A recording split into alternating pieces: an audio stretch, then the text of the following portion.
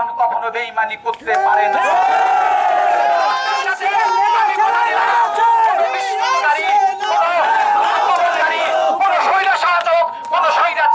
কোন সন্ত্রাসী গোষ্ঠী এদের রক্তের সাথে বেঈমানি করতে পারবে না।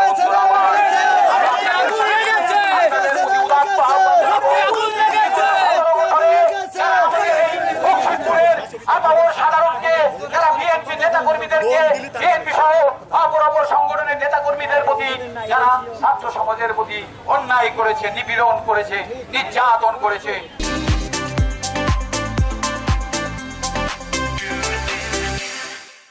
তাদের বিচার ইনশাআল্লাহ আমরা এই মসজিদ। বন্ধুরা আমার, আপনারা দীর্ঘক্ষণ এই রোদের মধ্যে অপেক্ষা করে দেশ নেত্রী বেগম খালেদা জিয়া এবং আমাদের প্রিয় নেতা জনাব তারেক রহমানের ঘোষিত কর্মসূচিকে সফল করার জন্য আপনারা দীর্ঘক্ষণ কষ্ট করছেন। বন্ধুরা আমার, ষড়যন্ত্র কিন্তু এখনো শেষ হয়ে যায়নি।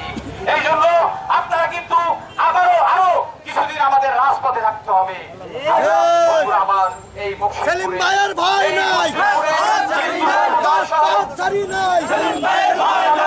সংখ্যালঘু ভাই বোনদের প্রতি কারা নির্যাতন করেছে, কারা নিপীড়ন করেছে, এইখানে উপস্থিত সাংবাদিক ভাই আপনারা জানেন।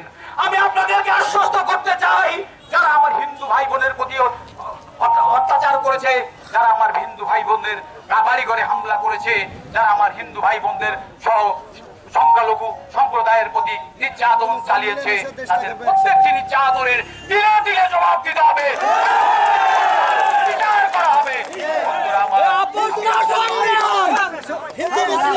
আমি আপনাদেরকে এতটুকু আশ্বস্ত করতে চাই, আগামী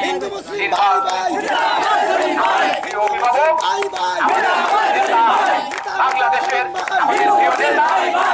রাষ্ট্রপতি আমরা একটি স্বাধীন সার্বভৌম বাংলাদেশ পেয়েছিলাম।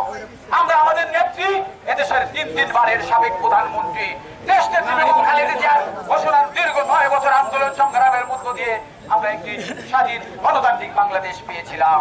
বন্ধুরা আমার, আপনারা আজকে খুব লক্ষ্য করবেন, এই 2024-এ এদেশের ছাত্র জনতার স্বতঃস্ফূর্ত আন্দোলন, যে আন্দোলনের নেপথ্যে ঘনিষ্ঠ ভূমিকা রেখেছিলেন বিএনপির বিপ্লবী ভারপ্রাপ্ত চেয়ারম্যান জনাব তারেক রহমান। তাই আসুন আমরা